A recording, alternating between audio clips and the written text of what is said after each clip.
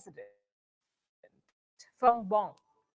Bong daw. Hindi Bangbang ha, hindi Bangbang. Bongbong. He became president about 2 years ago, in June 2022. He has more than 4 years left in his term, but already his popularity is tanking. Oy, ano yun? Already, 2 years pa lang daw. Pero, ano sabi niya? Ulitin natin? Ulitin natin yung sinabi? His popularity is... term. But already his popularity is tanking. A Oy, new opinion... ano yun? Ulitin nga natin.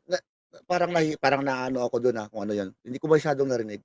His popularity is tanking. A new opinion poll is out. It says that... Nako! Lagot kayo, binalita nyo yan. Dito sa Pinas, hindi binabalita ang ganyan. Ba't ganyan ang balita ninyo? Magurgur din kayo yan. Sasabihin